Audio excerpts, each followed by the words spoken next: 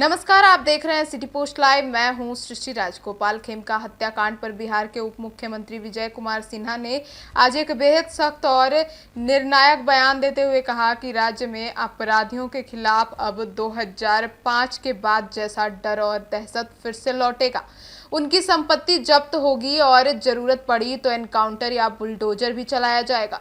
पीड़ित परिवार को मुआवजा दिलाना और सरकार की प्राथमिकता है। विजय सिन्हा ने अपने बयान में सत्ता पक्ष और प्रशासनिक अधिकारियों को भी नसीहत दी कि अगर कोई अधिकारी भ्रष्ट है या सत्ता में बैठकर व्यक्तिगत अपराधियों को संरक्षण दे रहा है तो वो भी किसी कीमत पर नहीं बचेगा। 2005 के बाद जैसे अपराधियों में डर था, अब वैसी ही दहशत दोबारा पैदा होगी।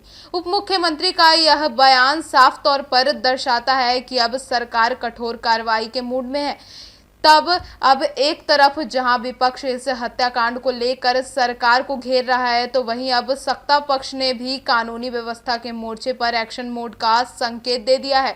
गोपाल खेमका हत्याकांड ने बिहार की राजनीति और प्रशासन दोनों को झंझोर कर रख दिया है। अब जब राज्य के उप मुख्यमंत्री खुद बुलडोजर, एनकाउंटर और संपत्ति जब्ती जैसी कड़े कदमों की बात कर रहे हैं, तो यह साफ है कि आने वाले दिनों में अपराधियों पर शिकंजा और कसने वाला है। आगे सुनिए और क्या कुछ कहते नजर आए उप मुख्यमंत्री विजय सिन्हा।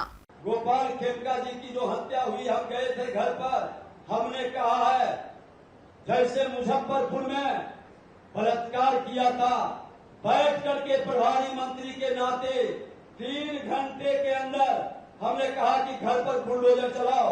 उसके होटल पर और घर पर भी बुलडोजर चलवाया। पुलिस कह रही थी कि नेपाल भाग गया। हमने कहा कि हम नहीं जानते हैं, भागो इसके घर को। आधा घंटा में कोर्ट में सरेंडर किया।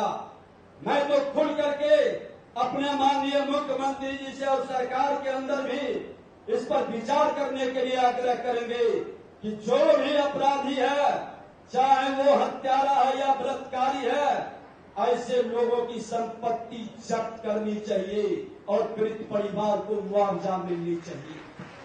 और अपराधी को साथ एनकाउंटर का जरूरत पड़े, बुलडोजर चलाने की जरूरत पड़े या संपत्ति जब्त करने की जरूरत पड़े, 2005 से 10 के बीच में बिहार के मुख्यमंत्री जी, आपका जो दहशत अपराधियों के दिल में था, फिर से वो दहशत पैदा होनी चाहिए। क्योंकि भारतीय जनता पार्टी बैठे हैं संजय जायसवाल जी, हम दोनों अध्यक्ष और विधानमंडल के नेता थे। हमने सत्ता के लिए समझौता नहीं किया है, हमने सुशासन के लिए समझौता किया है।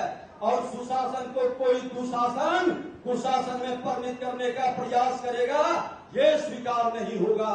बिहार के अंदर किसी भी अपराधियों के मनोबल को बढ़ने नहीं देंगे, चाहे पदाधिकारी के अंदर भ्रष्टाचारी बैठा हो या सत्ता के अंदर कोई संरक्षित करने वाला भी हो।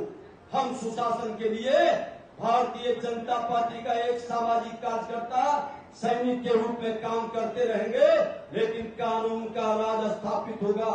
मुख्यमंत्री जी का जो वचन है, प्रधानमंत्री जी का जो संकल्प है कि हर हाल में कानून का राज स्थापित होगा और अंतिम पंक्ति में बैठा व्यक्ति का उत्थान और कल्याण हमारा परम ध्येय है। इसको लेके आगे बढ़ते रहेंगे। बहुत बहुत धन्यवाद।